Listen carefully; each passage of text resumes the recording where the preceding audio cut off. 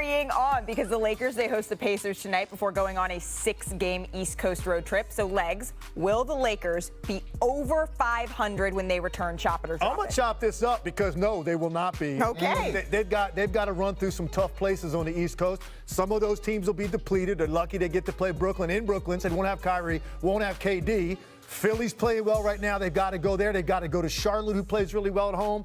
No, Lakers come back from this trip under 500. Janae, under 500? I'm going to drop it. Like, I finally taken a tip out of, Perk's, like, the Lakers. You're listening to Perk? I am listening to Perk when it comes to Lakers because you need to see consistency, so I'm dropping it. All right. No, I'm going to chop it, and here's why I'm going to chop it. I don't even care about them getting above 500. They way below expectations. But here's the thing that bothers me, and we talked about it off air. Like, Frank Vogel being the scapegoat is ridiculous. And I feel like a guy that you just won a championship as your head coach 2 years ago, LeBron James, Anthony Davis, y'all got to come to this man's defense. We talked about the other night when they were playing the Utah Jazz and the lineup that they had that were doing well. A lot of guys, Avery Bradley, Taylor Horton-Tucker, Stanley Johnson, etc. But, Russell Westbrook, it's not Frank Vogel's fault that Russell Westbrook is not getting up over screens. It's not Frank Vogel's fault when Melo is healthy, he's on the floor, that he's giving up 30 points on the defensive end because he can't guard a park car. So I want to see LeBron James and Anthony Davis actually come out and stand up for that guy because it's not Frank Vogel's fault why the Lakers are in the position that they're in right now. That wasn't just chopping it. That was this year's Martin Luther King Day slate was one to remember around the league. But we have got to start with the last game of the night because Russell Westbrook,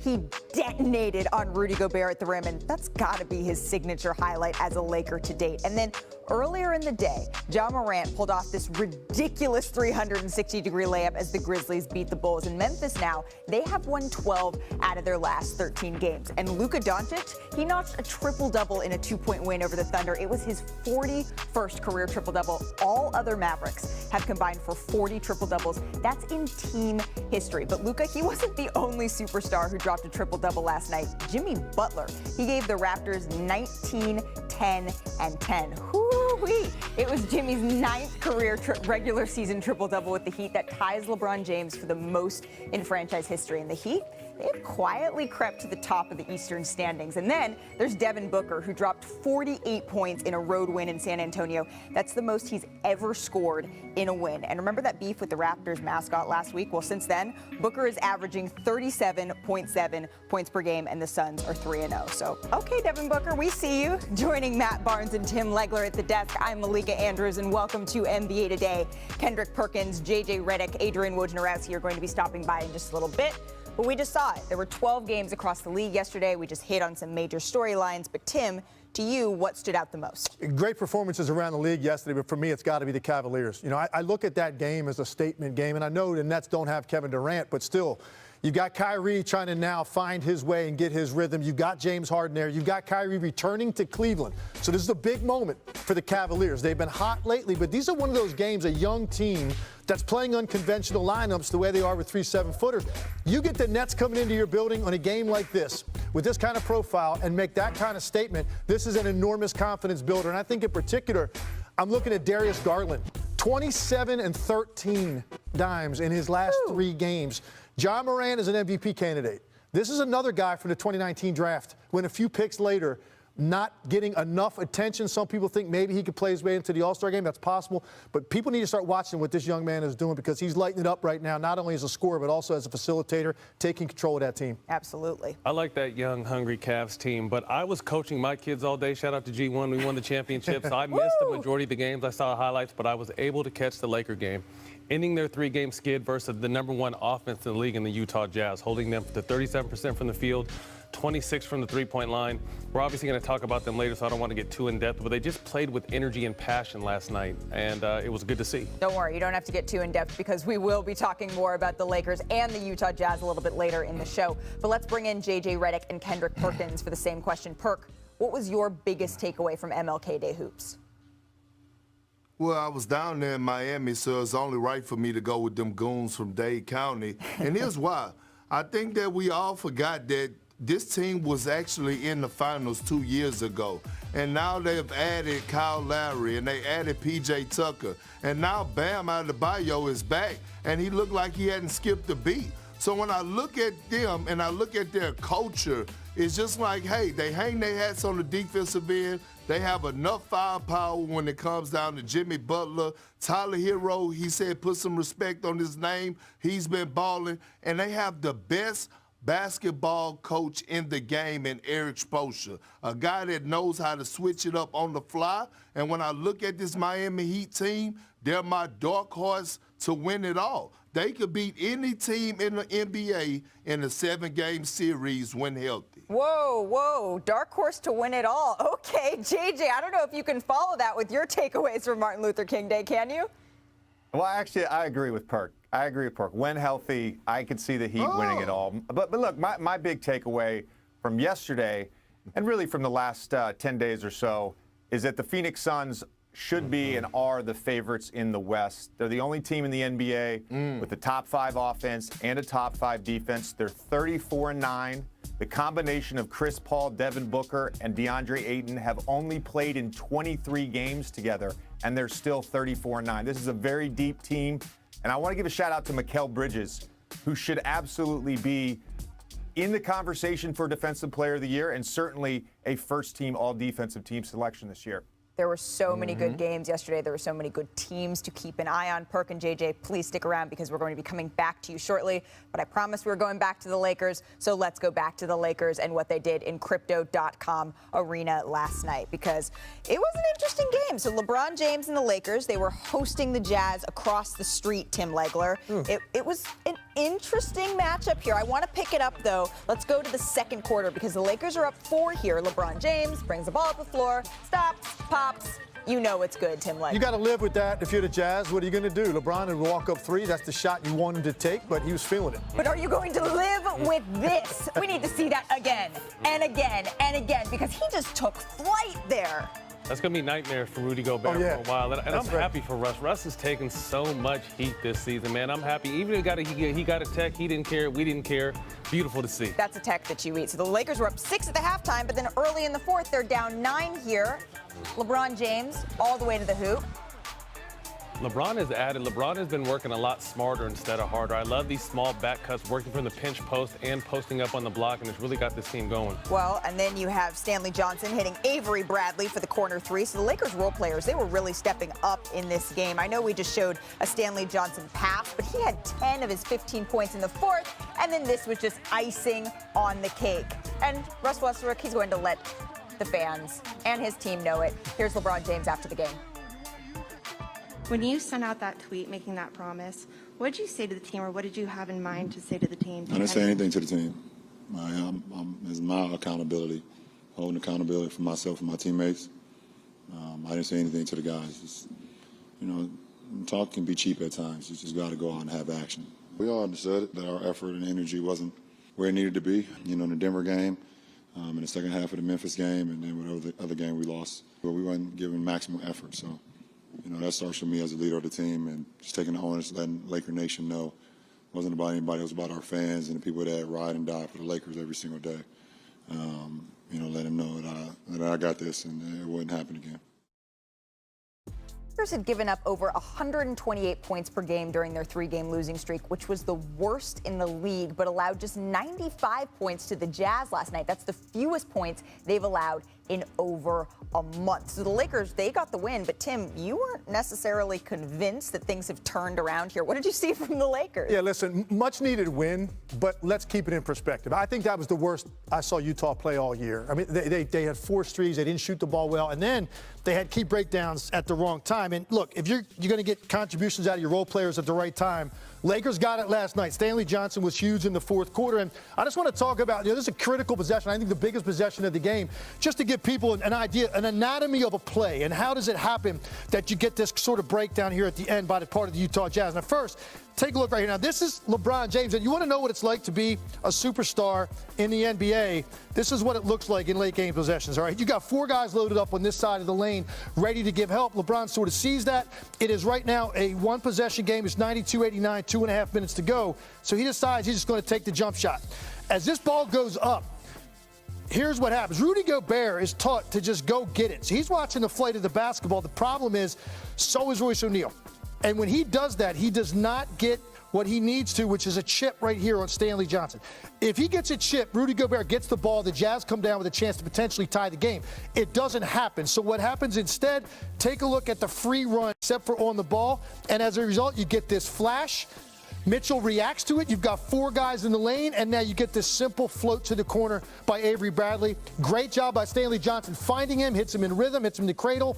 Huge shot. So now, when you've got Russell Westbrook, you've got LeBron James, how nice it is and a luxury to get role players help determine the game. And Stanley, they don't win the game without what Stanley Johnson did in the fourth quarter of this game.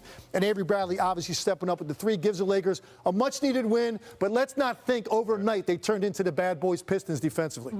But, Matt, you chose them as your team of the night, if you will. So do you agree with that assessment from Legs? Agreed. One game is not going to switch any kind of mentality or anything. It has to be something they consistently build on. First of all, they need to sign Stanley Johnson for the season. He's one of the young, hungry guys that they just don't have it. They have an older team. This team all knows they're built for the playoffs. So obviously, not saying that they're on cruise control, but they kind of are. But not understanding these new guys. LA is a daily conversation for the Lakers. You know what I mean? So if you're at 500 at this point in the season, you're going to be talked about. But I know this team is gearing up and ramping up towards the playoffs.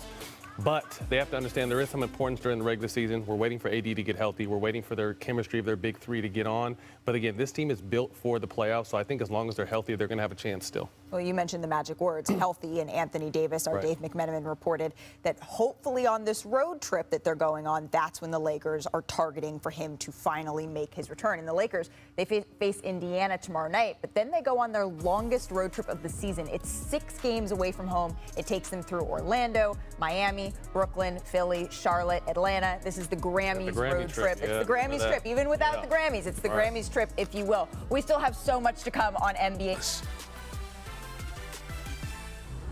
All right, let's go coast to coast on yesterday's action. We're going to have to start with the Portland Trail Blazers because C.J. McCollum, he returned for the Blazers after missing the last 18 games, and he scored 16 points in 28 minutes as Portland beat the Magic. Yusuf Nurkic had 21 points, 22 rebounds, in his 3rd career 2020 game. So, Tim, do you see the Blazers making the playoffs this year?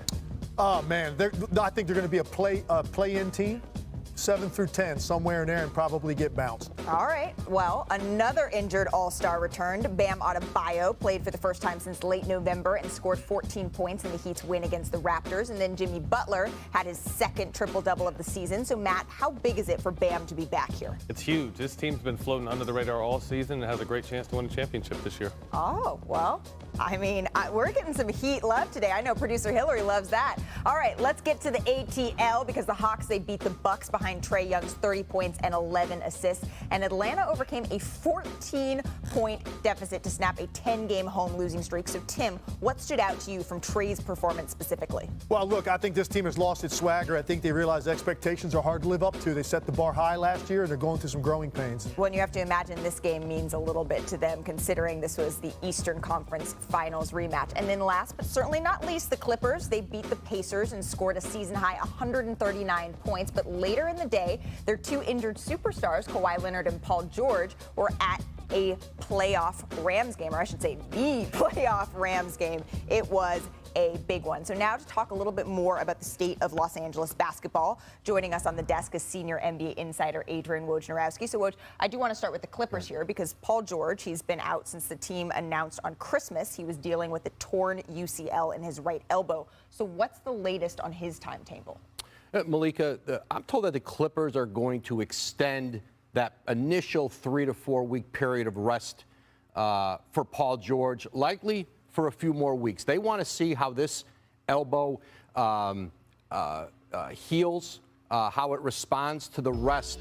So you're looking now, it's taking you close to the All-Star break in mid-February. But so Paul George will continue to be out. They're going to continue to see how he responds to rest for that elbow injury. Okay, so several more weeks you're reporting that he is going to be out. But, Matt, they're also without Kawhi Leonard, who is still dealing with recovering from that torn ACL. So Is this a lost season for the Clippers here? First off, hats off to Ty Lue for just keeping things together. You lose Kawhi, now you lost PG, but they're still in the hunt. You know, they're at the 8th seed right now. But I would make sure that the health of my 2 stars is most important, so I'm not rushing either one of those guys back. Okay, so we're going to stick in LA and go to the other Los Angeles team because the Lakers, they snapped a 3-game losing streak last night by beating the Jazz. But Woj, take us inside the front office right now. What's the state of what's being talked about behind the scenes? Listen, there's no question the Lakers have talked about Frank Vogel's, is the possibility of a change something that makes sense for them? But ultimately, it gets back to this. I think they look at the depth of their coaching staff. This is a different coaching staff than they had last season when they had Jason Kidd on staff, who obviously went on to become the head coach in Dallas. David Fizdale's been a head coach twice. He was the acting head coach when Frank Vogel was out with COVID, but all of a sudden, let's say hypothetically you move David Fizdale up. Now you look at the staff and you go, is this a staff that we're positive it's going to be better than what we have with Frank Vogel? I think they want to give Frank Vogel every chance here. I think last night was an important game for him. What any coach with a struggling team has to avoid is what happened in Denver the other night when you lose by 37, when your team's non-competitive, and then the questions become, has he lost the locker room? Well, that was an emphatic no last night, how they played against the Jazz. You know, they're going to get Anthony Davis back here.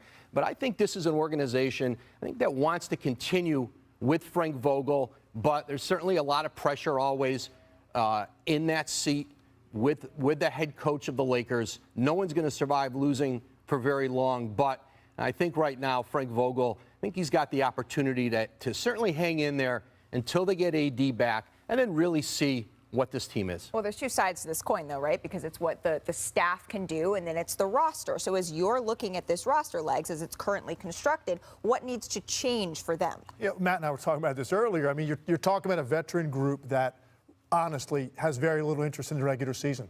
And the problem with the Lakers is if you think you're going to flick that switch once you get AD back, the weather gets warmer, you smell April 15th around the corner when the playoffs start, and you think you can just solve all your problems, then they're mistaken, because you're not going to come, I don't think, out of the Western Conference playing on the road in every single round, which is what they're really facing right now. Having said all of that, though, Woj hit it on the head.